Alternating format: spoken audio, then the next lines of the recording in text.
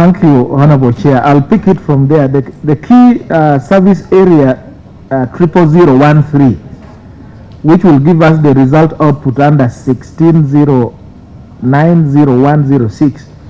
You plan to spend millions of shillings in condom education.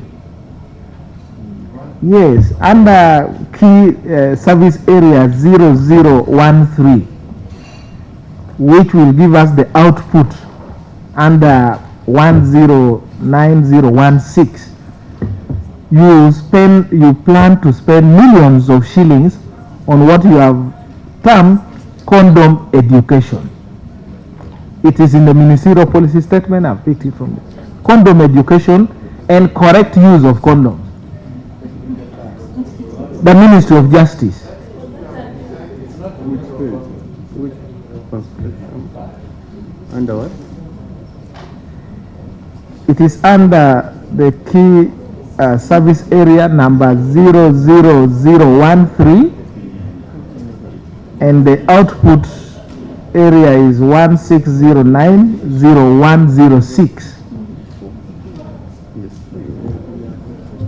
And I do not want to water down our, they call it the ABC strategy or something, but I want to understand that at the level of now your staff at the Ministry of Justice and Constitutional Affairs, you still need to be taught how to use condoms and the correct use of condoms, and you allocate much money to that particular budget line, millions, and then afterwards you ask us to provide more money to certain areas. That's the concern I have. Maybe there is a better justification, but I would like to be understood. You also go ahead and you want to organize a medical camp, and you have allocated money for medical camp. You have a ministry responsible for health and dealing with health issues. And it's the government that told us that now you're in what they call program-based approach, meaning you have a program on health, a program on this, a program on that. Why should we now approve money for medical camp, which also includes physical exercises? And the physical exercises in your costed work plan is the first quarter you will not do physical exercise. You start doing in second, third, and fourth quarter. So should we still approve that money? And yet there are other areas that you have told us you want money for. In text, we can entertain that written text later. So you'll be having 20 minutes. But just before that, Honourable Minister, I want to thank the members for the valuable contributions they have made by way of asking questions and seeking for clarifications. I specifically want to thank the Honourable Katuntu for bringing out a matter that has been on my mind for a very long time. The question is the executive. And as a committee, our role is to do what Honourable Odur has just done, to put the entities to task to explain and justify the budgets, such that if the budgets are not justified, as a committee we say this one cross, this one remove, this one we approve. That's what we should be doing. But now entities have reduced us to look for money. Where do we get the money? We don't have money here. These are your budgets. Come and tell us we want to spend 170 billions on number plates, and we said no, we cannot give you this. We are giving you 100. Secondly, Honorable Mao, just a reminder, the issue of electoral reforms has been talked to by many members, not only here, but in the country. But let me just give you a reminder. Since the return to multi-party politics, we have had some form of reforms each electoral cycle. Their efficacy and the impact notwithstanding, they have been there. 2005, we had something. 2009, 2010, we had. 2015, we had some reforms. Even recently in 2019, 2020. Now, when you were appointed as a minister, there was a lot of excitement. And you know exactly why the country was excited about your appointment. Across the political spectrum. Now, as it is, you have,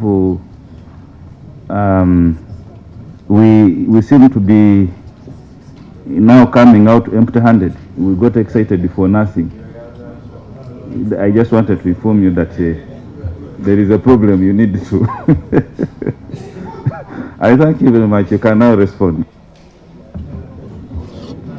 Mr. Chairman, there were some direct questions which require direct answers from our technical team. So starting with the PS, let me ask them to respond to the direct questions. TB. And my question is the choice of the activity that you have put in your report. Maybe that one came off wrong, but there are many interventions that we are undertaking. No, it's just and you don't doc the ministerial policy. I know you picked out the condom, but I also... If you project money for to teach Honorable Mao how to use a condom, there is no problem with teaching about condoms. Some are substandard. Let us not...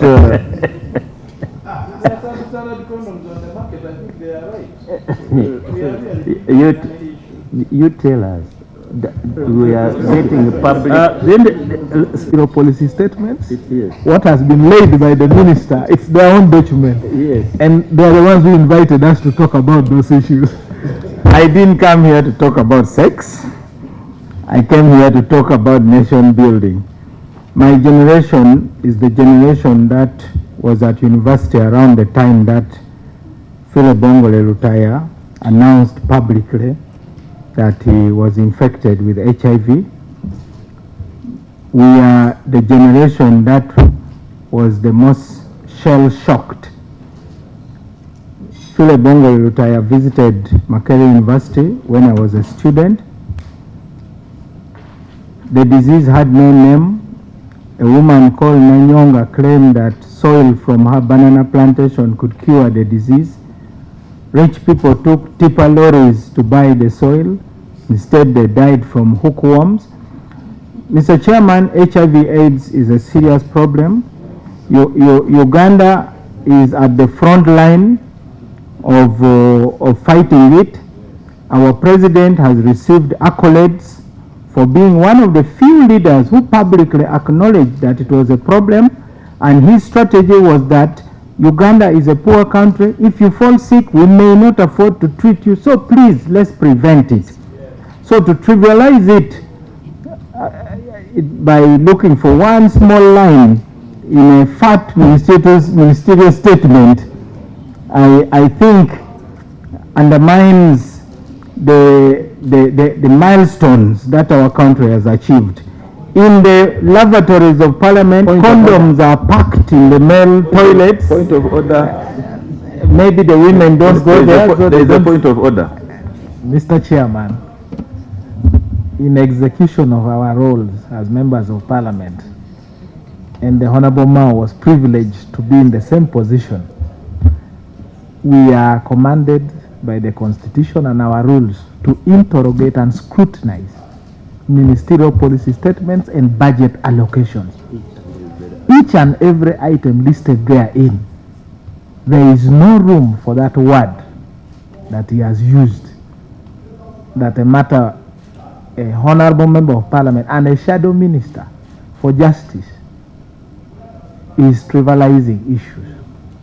I beg for your guidance on that particular matter, that you panel beat the minister to come back and respond to the issues I think as raised, and where possible, Mr. Chair, use your wisdom to deal with that particular.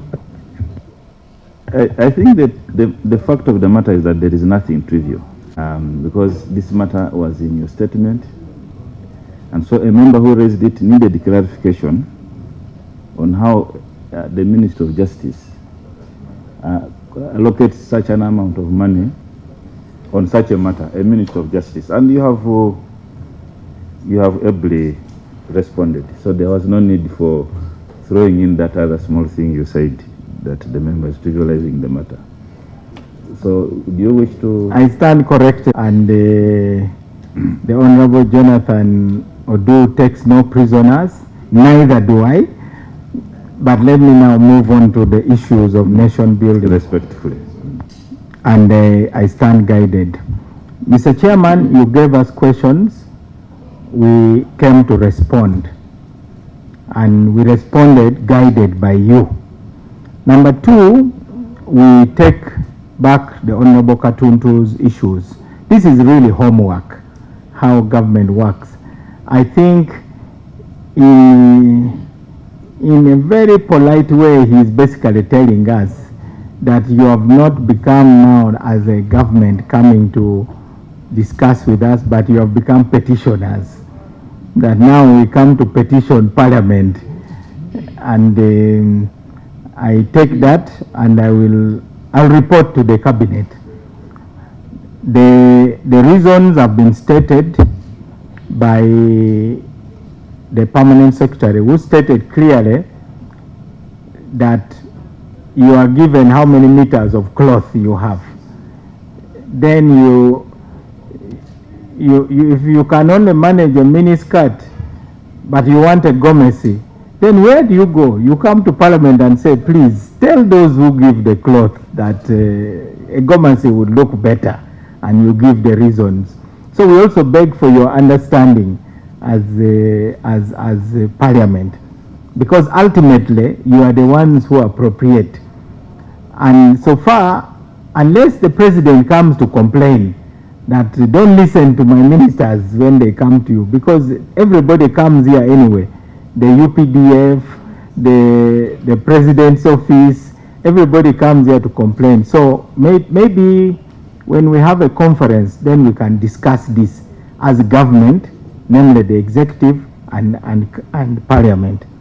But otherwise, I take your point very seriously. You put it very politely. Others would have put it in a stronger language. Now, concerning the reasons why these compensations and reparations, Uganda is still a very young country in terms of how long we have been independent. 63 years, so it is said. And in that time, there is no part of the country which has not been hurt. So I want to let members know that we hear you. Every part of Uganda's body has injuries. There are scars. Nevertheless, there are bleeding wounds in some places. And therefore, if you ask, why are you paying attention to this? I cannot come here and say the other issues should be neglected, whether Bukedi, whether in Western Uganda, whether Luwero, and so on. Those should also be attended to. Mr. Chairman, it's a bit like a hospital. Naturally, all doctors rush to the emergency area, because that's where there's the maximum danger and the real threat to life. A hospital has intensive care where the best doctors go, the biggest budget for equipment go, has high dependency, it has the general ward, then it has the outpatient where some of the patients even roam around the compound smoking, but there are patients also. They have also gone to the hospital, while others. So, to me, that is we need a sense of perspective, because the moment we start thinking that this is a trade-off, I'm not an advocate for trade-off that give northern Uganda at the expense of this. Every part of Uganda deserves to be paid attention to. At the Ministry of Justice, our answer is the Transitional Justice Bill, which unfortunately is not ours. The President allocated it to the Ministry of Internal Affairs to work with us. I hosted, together with the Ministry, a symposium on Transitional Justice Bill, and we have proposed two initiatives. Number one, a National Dialogue and Reconciliation Commission to be established to talk about the pain that Uganda has gone through, to have those difficult conversations that we keep avoiding, because elections will not resolve these contradictions. In fact, it will be scratching all the wounds. With every election, more complaints come. The second body, Mr. Chairman, that we have proposed is a war victims compensation fund. As the Ministry of Justice, this money is distort our budget. I don't want to come here and I'm given maybe billions which look big on my budget, but I'm just like a bank teller. I'm just passing it on. A compensation fund will look comprehensively at all the ticking bombs in Uganda, Kasese, Luwero, West Nile, Acholi, and so on and so forth. Every war that has been fought in this country had a cause. The humble people of West Nile are the ones who fought under the flag of the Uganda National Rescue Front, as humble as they are. They organized the former Uganda National Army. Where you have a problem, you throw humility aside and fight. The humble people who went to the Luwero bushes, perhaps some people thought they were very humble, but they went because they had a cause. And these are the conversations that we have. So we would like to promise that we will keep pushing, and I've had conversations with my colleague, the Minister of Internal Affairs, so that we bring this transitional justice bill to the House. Other countries have done it. Ethiopia has done it, and they are continuing to do it. In fact, for them, they have two bodies. They have a National Dialogue Commission, they have a National Reconciliation Commission. Rwanda, delicate as the situation was in 1994, they have done it.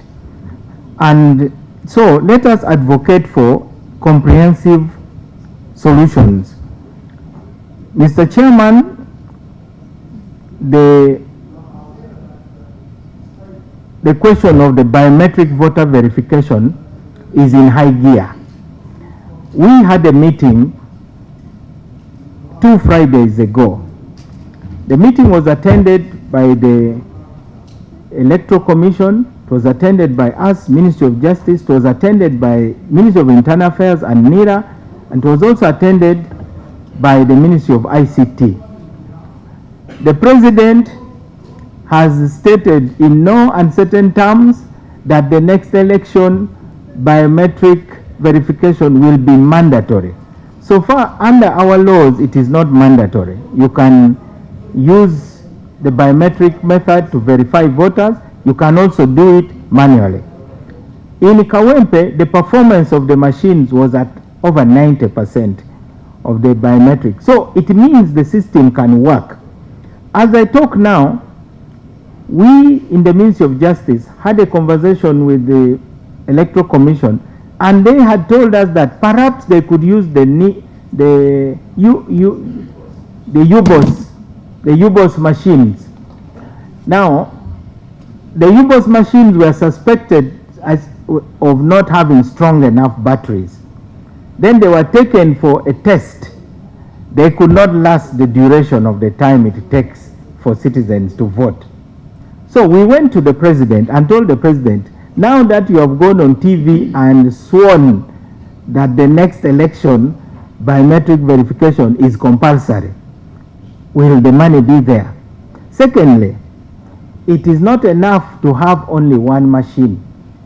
Mr. Chairman, you saw how the Electoral Commission suffered in updating the register, moving one machine from polling station to polling station because of lack of money to procure machines. In Ghana, they use the same system, but they deploy two.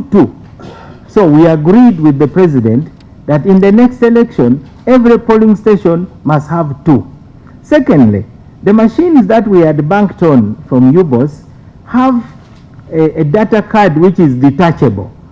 So if a lumpen jumps there and grabs the data, that's the end of the election. He just needs to run as fast as possible with something very small which looks like a flash disk. So now they need to procure a machine with specifications which ensure that data, the part which stores the data, is embedded and cannot be detached. So I can authoritatively say, having attended that meeting, that the next election will be based on biometric voter verification being compulsory. And the money has been provided. I spoke to the chairman of the Electoral Commission before coming here today. I'm glad tomorrow we shall be back together. Finally, Clarification, sir. We'll have a meeting tomorrow with the EC and Minister of Finance. Can we? This is a quick one. Okay. The legal framework to back up that assertion. how minute, I was chased away by colleagues who had too many questions, because many colleagues mistakenly thought that the machine has internet capability. So they were thinking that it could be hacked and so on. As you know, we don't trust each other very much, we the players in the political arena. And now we are dealing with a young generation that is capable of really doing magic. So I was put to task and I had no answers. So I retreated, and the cabinet put a committee chaired by the Honorable Chris Bariomonsi. Now Chris Bariomonsi is coming with his report, so the bill is alive again. I believe that before the end of this month, cabinet will quickly approve it and then we bring it. But the Ministry of Justice had taken the bill already, but there were too many questions.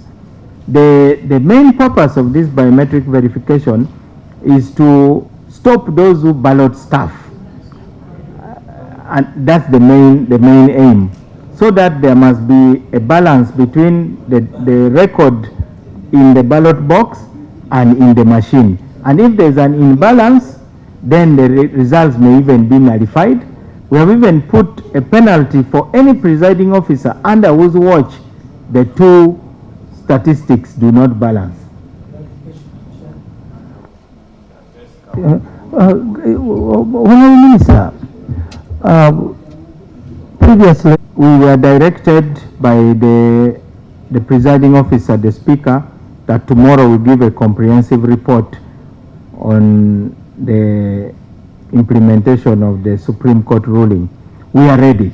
In fact, I was ready today, and I was only told that Parliament is not ready today.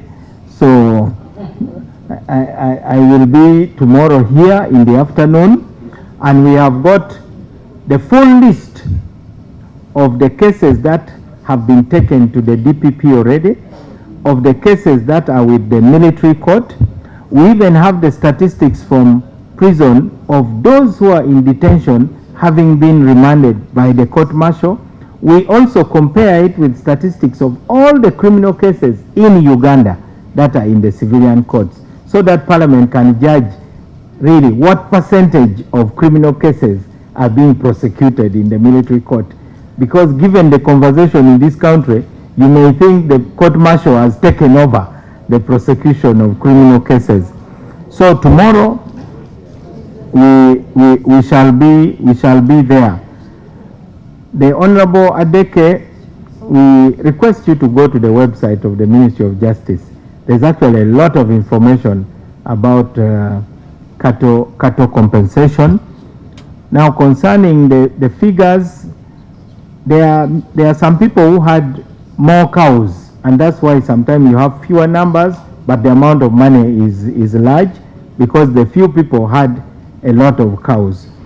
I also wish to put to the committee, Mr. Chairman, that verification is not yet complete. It is still going on.